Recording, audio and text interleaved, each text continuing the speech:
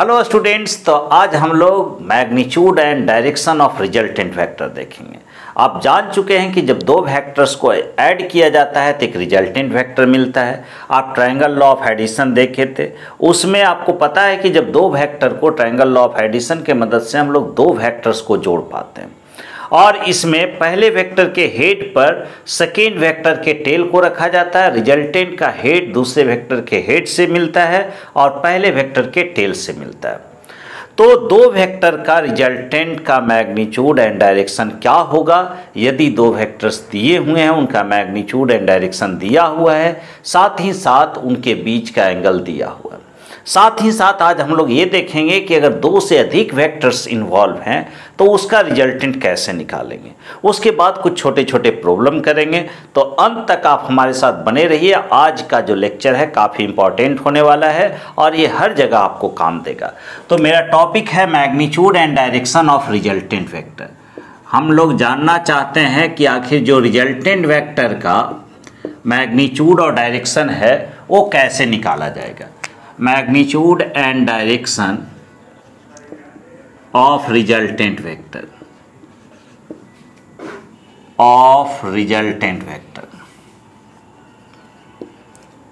इसके पहले हम लोग प्रोजेक्शन कंपोनेंट वगैरह सब क्लियर कर चुके हैं, तो उसमें तो आपको दिक्कत नहीं होनी चाहिए कि कैसे प्रोजेक्शन लिया जाता है किसी भी वेक्टर का, कैसे उसको दो एक्सिस के अलोंग हम लोग ब्रेक करते हैं। तो सपोज कि ए और बी दो वेक्टर्स हैं और उनके बीच का एंगल थीटा है। तो यहाँ पर हमने दो वेक्टर्स को दिखलाया और दोनों के बीच का एंगल को, दोनों वेक्टर के बीच का एंगल थीटा लिए। एक बात ख्याल रहे कि दो वेक्टर के बीच का एंगल या तो उनके हेड हेड के बीच लिया जाता है या तो टेल टेल के बीच लिया जाता है। तो यह वेक्टर ए हुआ, ये दूसरा वेक्टर है मेरा बी। ये दोनों वेक्टर के बीच का एंगल है थीटा। कभी भी ये मिस्टेक नहीं कीजिएगा कि दोनों वेक्टर के बीच का एंगल ये वाला दिखलाइएगा। दो वेक्टर के बीच जब भी एंगल लिया जाएगा और हेड टेल की बात हो रही है तो वैसे स्थिति में किसी एक वेक्टर को उसी के पैरेलल आप शिफ्ट करा दीजिएगा। तो ये कोई सी के पैरेलल इसी लाइन में हम लोग बढ़ा दिए, तो यहाँ जो कोण बना यही बेसिकली दो वेक्टर के बीच का कोण होता है, जिसको हमने थीटा लिखा। अब यह आपका होगा रिजल्टेंट वेक्टर, यह हुआ रिजल्टेंट वेक्टर। और रिजल्टेंट वेक्टर को a प्लस बी हम लोग लिखें या रिजल्टेंट वेक्टर को r लिखें। r मीन्स रिजल्टेंट वेक्टर, जो कि होगा a प्लस बी। एक चीज़ और, कोई भी वेक्टर का एरो लेंथ जो होता है उसके मैग्नीट्यूड को बतलाता है। तो अगर ये पॉइंट O है, यह A है और यह B है, तो OA जो होगा वेक्टर ए का मैग्नीट्यूड होगा, जिसको मॉड ऑफ ए लिखेंगे या सिंपल ए लिखेंगे। ओ ए बी जो होगा वह वेक्टर बी का मैग्नीट्यूड होगा, जिसे मॉड ऑफ बी लिखेंगे या फिर सिंपल बी लिखेंगे। अब हम लोग यह रिजल्टेंट वेक्टर का मैग्नीट्यूड जानना चाहते हैं। यह वेक्टर है मेरा बी, यह वेक्टर बी है और यह वेक्टर है ये दोनों का resultant vector A plus B हुआ। इस बी वेक्टर का हम लोग प्रोजेक्शन लेना चाहते हैं वेक्टर ए के लाइन में। यह एंगल थीटा है, थोड़ा छोटा कर दिए। तो इसके लिए ए के लाइन में अगर हम प्रोजेक्शन लेना चाहते हैं तो बी वेक्टर के हेड से वेक्टर ए के लाइन पर परपेंडिकुलर ड्रॉप किए, जो कि पॉइंट हुआ एम। आपको दिख रहा होगा कि एक ट्रायंगल ए बी एम दिख रहा है। इस ट्रायंगल में अगर हम कॉस थीटा का बात करें, इन ट्रायंगल ए बी एम में अगर कॉस थीटा हम लिखना चाहें तो कॉस थीटा क्या लिखाएगा? Cos theta base by hypotenuse लिखाएगा। तो बेस हुआ मेरा ए एम और हाइपोटेन्यूज क्या हुआ? ए बी हुआ, हाइपोटेन्यूज ए बी हुआ। तो A B is the arrow length of vector B. A B जो है वेक्टर बी का एरो लेंथ है। वैसे स्थिति में ए बी को हम लोग मॉड ऑफ बी लिखेंगे। आप देखिए, जो स्टूडेंट जानते हैं वो भी आप बने रहिए हमारे साथ।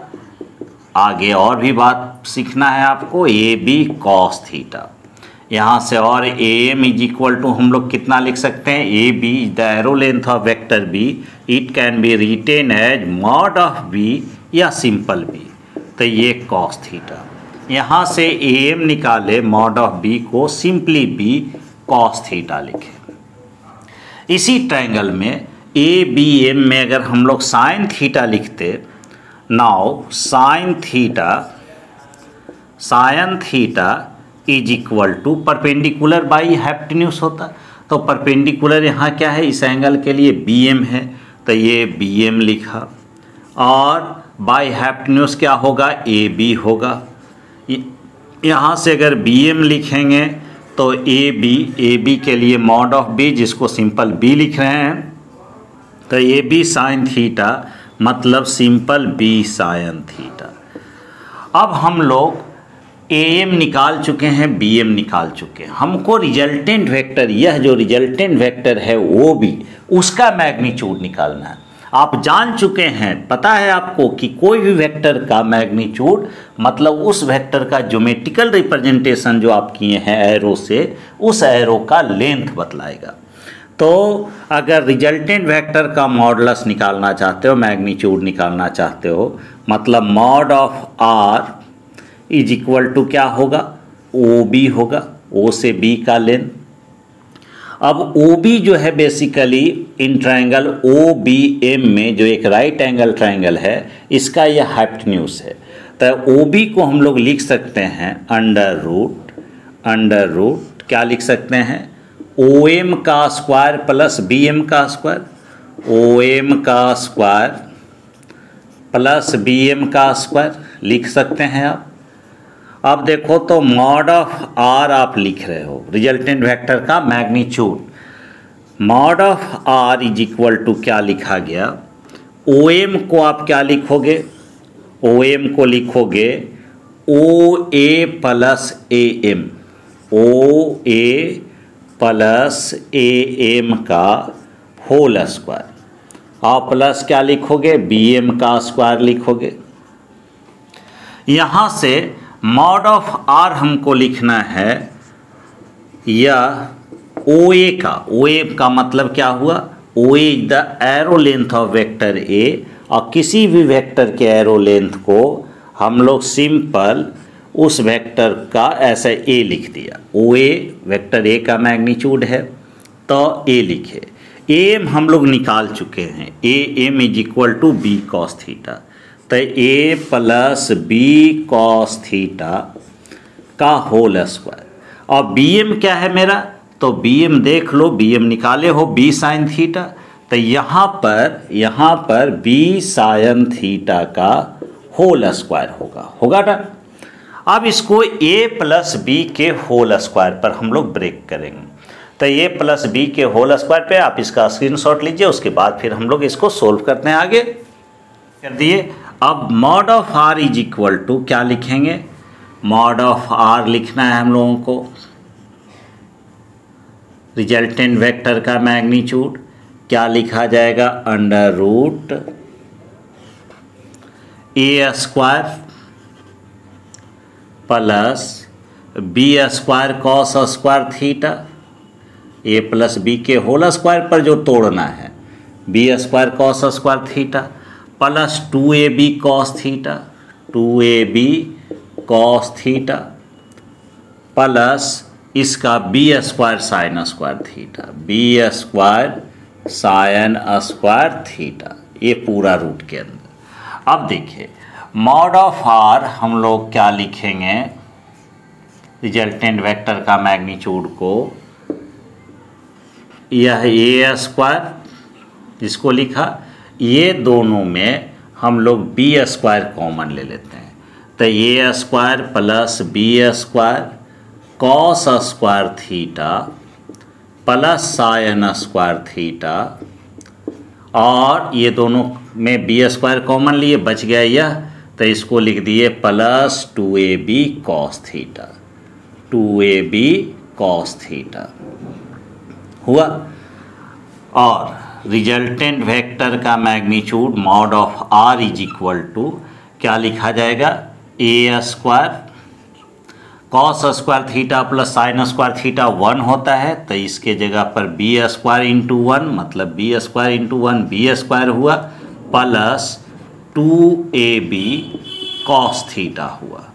Okay, A square plus B square plus 2ab cos theta, जहाँ थीटा क्या है तो वेक्टर ए और बी के बीच का एंगल है। तो यह रिजल्टेंट वेक्टर का मैग्नीट्यूड हम लोग निकाले। अब जानना चाहते हैं कि अगर दो वेक्टर के बीच का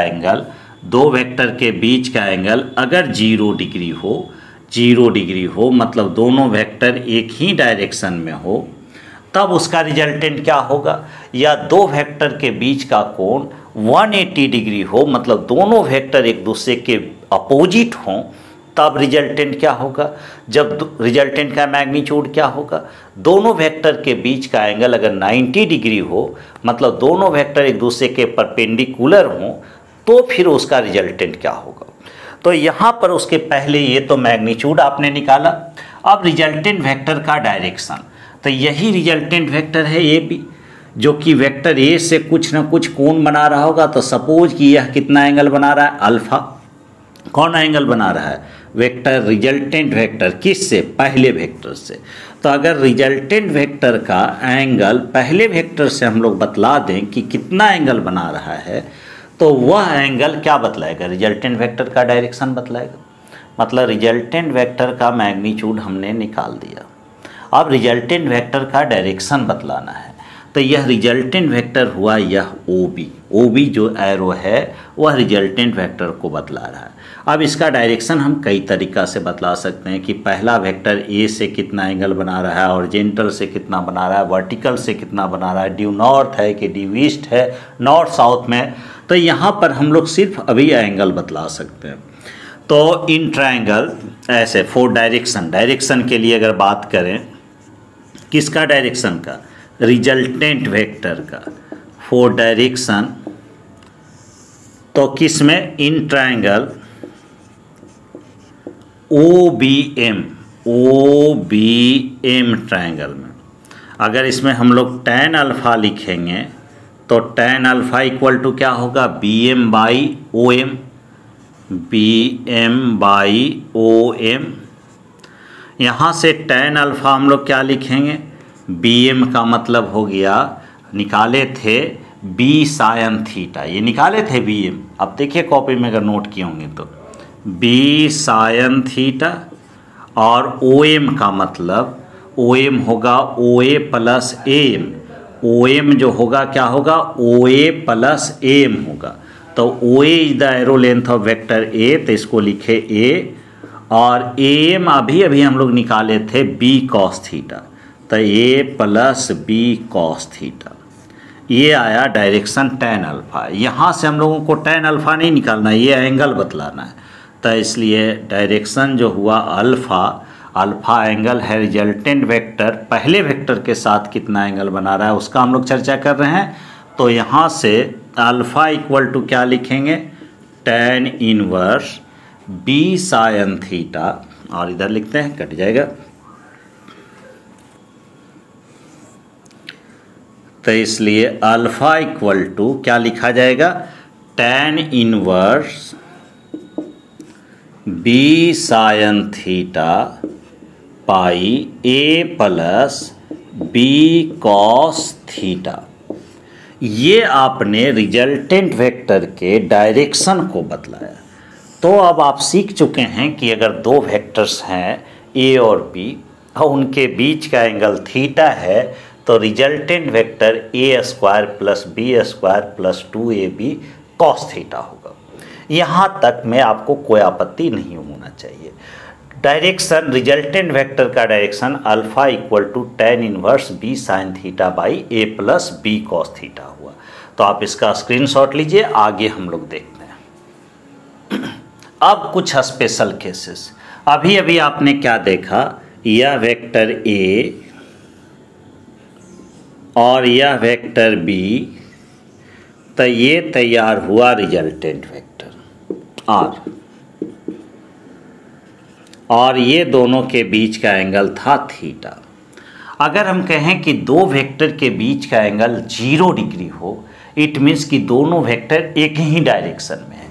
तो केस फर्स्ट स्पेशल केसेस, और उसमें भी केस फर्स्ट पहली स्थिति, case first if theta is equal to zero, if theta is equal to zero, theta क्या है, दो वेक्टर के बीच का एंगल है। तो थीटा अगर 0 डिग्री हो मतलब दोनों वेक्टर एक ही डायरेक्शन में हो, तो वैसे स्थिति में रिजल्टेंट जो होगा वह क्या होगा, mod of R is equal to under root A square plus B square plus 2ab cos 0, जहाँ ए और बी क्या है, वेक्टर ए और बी के बीच का, वेक्टर ए और बी का मैग्नीट्यूड है, और कॉस 0 डिग्री। तो यहाँ से मॉड ऑफ आर क्या लिखाएगा, ए स्क्वायर प्लस बी स्क्वायर और 2ab कॉस 0 का वैल्यू 1 होता है, तो 1 इंटू 2ab ही होगा। मॉड ऑफ आर हम लोग अब क्या लिखेंगे, a प्लस बी का whole square, a plus B का होल स्क्वायर, जिसका मतलब होगा mod of R is equal to a plus B. मतलब अगर दो वेक्टर के बीच का एंगल 0 डिग्री है तो रिजल्टेंट वेक्टर का जो मैग्नीट्यूड होगा वह दोनों वेक्टर के मैग्नीट्यूड के सम के बराबर होगा। अगर इसको एग्जाम्पल के तौर पर लेना चाहें तो अगर कोई ऑब्जेक्ट है और इस पर दो फोर्सेस लग रहे हैं, एक 3 न्यूटन का और दूसरा इसी ऑब्जेक्ट पर 4 न्यूटन का फोर्स लग रहा है। इस ऑब्जेक्ट पर एक फोर्स लगा 3 न्यूटन का और दूसरा फोर्स जो है 4 न्यूटन का लग रहा है, 4 न्यूटन का। तो इस पर जो रिजल्टेंट फोर्स होगा वह चूँकि दोनों वेक्टर, दोनों फोर्स एक ही डायरेक्शन में है, तो जो रिजल्टेंट फोर्स होगा जिसको एफ नेट कहेंगे वह क्या होगा, दोनों के मैग्नीट्यूड के सम के बराबर होगा, मतलब 7 न्यूटन का फोर्स लगेगा। और इसका डायरेक्शन तो जिधर दोनों लग रहा है उसी डायरेक्शन में रिजल्टेंट वेक्टर भी होंगे। तो यहाँ पर पहला केस देखें कि जब दो वेक्टर के बीच का एंगल आपका 0 डिग्री है तो वैसे स्थिति में जो रिजल्टेंट फोर्स होते हैं या रिजल्टेंट वेक्टर होते हैं वह दोनों के मैग्नीट्यूड के सम के बराबर होता है, 3 न्यूटन। तो एफ नेट कितना हो गया, नेट फोर्स 7 न्यूटन का। और इस रिजल्टेंट फोर्स का डायरेक्शन क्या होगा, तो जिधर पहले से लग रहा था उसी डायरेक्शन में लगेगा। केस 2, दूसरा केस में अगर दो फोर्स, दो वेक्टर के बीच का एंगल 180 डिग्री हो, 180 डिग्री हो, इट मीन्स कि दोनों एक दूसरे के अपोजिट हों। तो यहाँ लिख दिए if theta is equal to 180 degree, अगर दोनों वेक्टर के बीच का एंगल 180 हो तो रिजल्टेंट का जो मैग्नीट्यूड लिखा जाएगा वह क्या लिखा जाएगा, under root A square plus B square plus 2ab cos 180 degree, A square plus B square plus 2ab cos 180 degree, cos 180 degree लिखेंगे। और कॉस 180 का वैल्यू कितना होता है, तो -1 होता है। यहाँ से हम लोग क्या लिखा, mod of R is equal to A square plus B square और कॉस 180 -1 होगा तो -2ab लिखा जाएगा। कॉस 180 -1 तो 2ab इंटू -1 -2ab होगा। मॉड ऑफ आर क्या होगा, तो a माइनस बी का होल स्क्वायर कह लो या b माइनस ए का होल स्क्वायर कह लो, दोनों का वही फार्मूला लगेगा, लेकिन जिसका मैग्नीट्यूड ज़्यादा होगा उसमें से इसको घटा कर लिखना है। तो mod of R is equal to A minus B हुआ। कहने का मतलब अगर इसी ऑब्जेक्ट पर दो फोर्सेस लगें, दो वेक्टर अप्लाई हो और एक 4 न्यूटन का इधर और दूसरा 3 न्यूटन का फोर्स हो, तो देख रहे हो कि दोनों एक दूसरे के अपोजिट हैं, तो इस ऑब्जेक्ट पर जो नेट फोर्स होगा वह बड़े फोर्स के मैग्नीट्यूड में से छोटा फोर्स का मैग्नीट्यूड माइनस होगा। तो 4 माइनस 3 न्यूटन मतलब 1 न्यूटन का फोर्स इस पर नेट फोर्स लगेगा, और जो रिजल्टेंट फोर्स का डायरेक्शन होगा वह उधर होगा जिधर बड़े फोर्स लग रहे हैं। तो यहाँ पर दो केस नंबर 2 हम लोग डील किए जब दोनों के बीच का एंगल कितना हो 180 हो, और पहला केस में जब दोनों के बीच का एंगल 0 डिग्री हो, मतलब दोनों एक डायरेक्शन में हो। आगे हम लोग देखेंगे कि जब दो वेक्टर एक दूसरे के परपेंडिकुलर हों, मतलब उनके बीच का एंगल 90 डिग्री हो, तो रिजल्टेंट क्या आता है। आप इसका स्क्रीनशॉट लीजिए।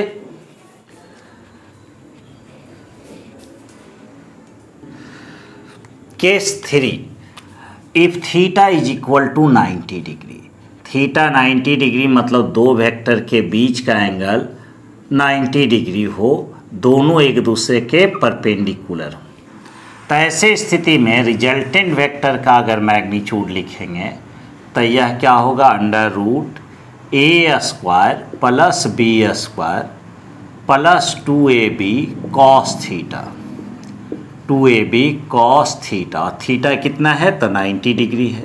कॉस 90 होता है 0, तो ये पूरा 0 होगा। तो यहाँ से मॉड ऑफ आर क्या लिखा जाएगा, mod of R is equal to under root A square plus B square लिखा जाएगा, A square plus B square. इसमें अगर समझा जाए कि अगर यह कोई ऑब्जेक्ट है, इस पे दो फोर्सेस लग रहे हैं, एक 3 न्यूटन का, बार बार हम फोर्स ले रहे हैं, इसका मतलब ये नहीं कि हर जगह फोर्स ही होगा, कहीं वेलोसिटी होगी, कहीं आपका मोमेंटम होगा, दो वेक्टर से हमको मतलब है, और इन दोनों के बीच का एंगल 90 डिग्री है।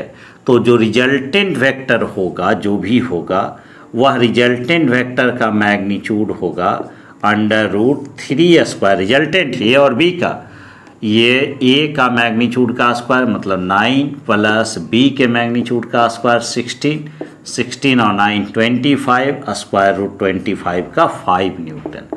मतलब इस ऑब्जेक्ट पर जो नेट फोर्स लगेगा, रिजल्टेंट फोर्स लगेगा, वह 5 न्यूटन का लगेगा, और पहले वेक्टर से इस डायरेक्शन में लगेगा अल्फ़ा। अगर यह अल्फ़ा एंगल जानना चाहेंगे तो क्या होगा 4/3, वो तो आगे का बात है। तो ये 5 न्यूटन।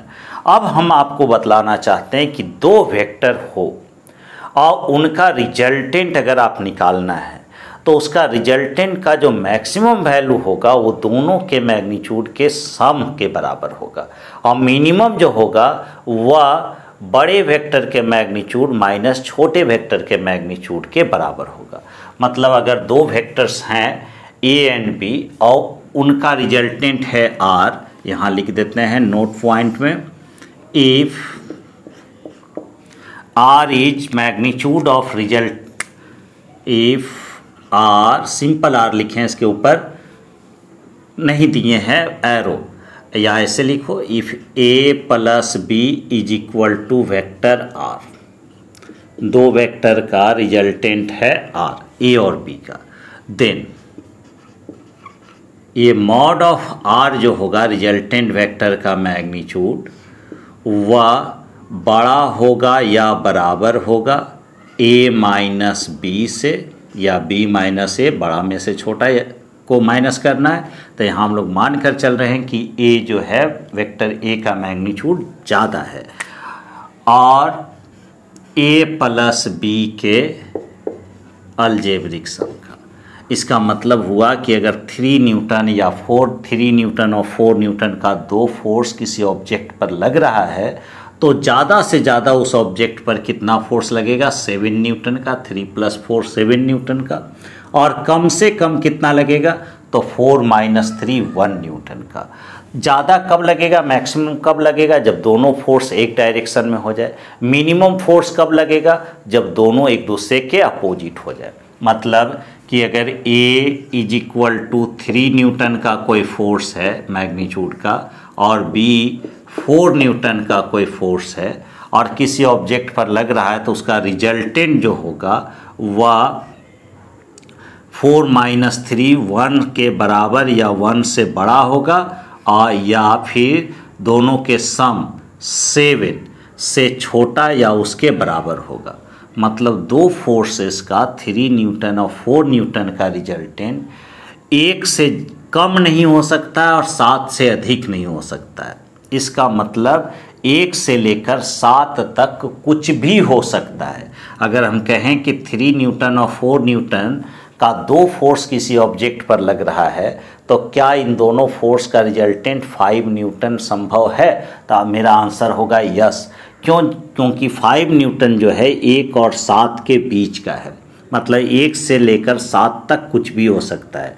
अगर कहें 3 और 4 न्यूटन का फोर्स लग रहा है तो उस ऑब्जेक्ट पर रिजल्टेंट फोर्स 6 न्यूटन का हो सकता है। तो हो सकता है ऑफ कोर्स, क्योंकि 1 और 7 के बीच में है 6। 8 न्यूटन हो सकता है तो नहीं। कोई भी ऑब्जेक्ट पर दो फोर्स लगे 3 न्यूटन का 4 न्यूटन का तो रिजल्टेंट कभी भी 8 न्यूटन नहीं हो सकता है। 1 से 7 के बीच में ही होगा। मतलब 1 से लेकर 7 तक ही होगा, 7 से बड़ा नहीं हो सकता है।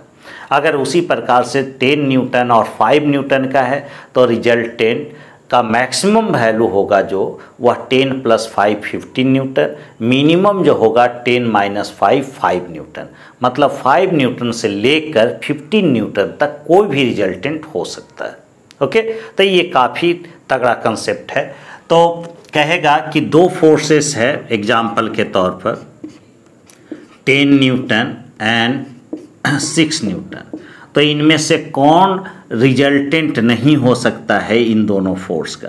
ए में दे दिया 4 न्यूटन, बी में दे दिया 3 न्यूटन, सी में दे दिया 2 न्यूटन, डी में दे दिया आपका 12 न्यूटन, आपका ई में दे दिया 16 न्यूटन, एफ में दे दिया 20 न्यूटन। तो कौन कौन हो सकता है तो उस पर हमको टिक आउट लगाना है। तो देखिए पहले मैक्सिमम देख जाओ, 10 और 6 का रिजल्टेंट अधिक से अधिक कितना होगा? 16 होगा। कम से कम कितना होगा? तो 10 - 6 4 होगा। तो 4 से लेकर 16 के बीच जो भी होगा सब होगा। तो 4 से लेकर 16 में 4 न्यूटन आ जाएगा, 3 न्यूटन नहीं होगा, 2 न्यूटन नहीं होगा। 4 से लेकर 16 के बीच में 12 आ रहा है, 16 भी हो जाएगा, 20 नहीं होगा। तो ये हुआ दो वेक्टर के रिजल्टेंट का रेंज कि आखिर कहाँ से कहाँ तक होगा। आगे कुछ बात ऐसे समझिए कि अगर दो वेक्टर इक्वल मैग्नीट्यूड के हैं, दो वेक्टर सपोज की फोर्स ही है या एक ऑब्जेक्ट पर फोर्स लग रहा है इधर F और ये लग रहा है F, और इन दोनों के बीच जो भी एंगल है 60 डिग्री है, 70 डिग्री है, जो भी है, तो इन दोनों फोर्स का जो रिजल्टेंट होगा इस एंगल का बीचों बीच से निकलेगा, यह रिजल्टेंट होगा। ये अगर पूरा एंगल थीटा था तो यह एंगल कितना होगा किसी एक वेक्टर के साथ? θ/2। मतलब अगर दो वेक्टर इक्वल मैग्नीट्यूड के हैं तो उसका जो रिजल्टेंट होगा उन दोनों के बाइसेक्टर से पास करेगा, उन दोनों के एंगल के बाइसेक्टर, उन दोनों के बीच के एंगल के बाइसेक्टर से निकलेगा। क्या होगा रिजल्टेंट? तो ये तो जानना है, निकाल नहीं सकते हो। √a² + b² + 2ab दोनों के बीच का एंगल का cos θ। लेकिन अगर एक वेक्टर बड़ा है, सपोज कि इधर 2f फोर्स लग रहा है और इधर f फोर्स लग रहा है, यह कोई ऑब्जेक्ट है, तो इस दोनों का जो रिजल्टेंट होगा वह बड़े फोर्स की ओर थोड़ा ज़्यादा झुका हुआ रहेगा। ज़्यादा झुका हुआ रहेगा मतलब बड़े फोर्स से यह कम कोण बनाएगा और छोटे फोर्स से यह ज़्यादा कोण बनाएगा। मतलब अगर बड़े फोर्स से, बड़े वेक्टर से ये रिजल्टेंट अल्फ़ा बना रहा है और छोटे वेक्टर, छोटे फोर्स से बीटा, तो बीटा बड़ा होगा अल्फ़ा से। मतलब रिजल्टेंट बड़े वेक्टर की ओर झुका हुआ रहेगा। तो ये हम लोग दो वेक्टर का रिजल्टेंट के मैग्नीट्यूड और डायरेक्शन का डिस्कशन किए। नेक्स्ट वीडियो में हम लोग दो से अधिक, नेक्स्ट लेक्चर में 2 से अधिक जब वेक्टर शामिल होंगे तब कैसे रिजल्टेंट निकाला जाता है, sigma x resultant equal to sigma X square plus sigma Y square, इस टाइप से हम लोग सोल्व करेंगे। फिर कुछ एग्जाम्पल देखेंगे। तो जब भी देखिए अंत तक बने रहिए। अगर वीडियो अच्छा लगता है तो ज़रूर लाइक कीजिए, अपने दोस्तों के बीच शेयर कीजिए। जोड़ने के लिए बहुत बहुत धन्यवाद। जय हिंद, जय भारत।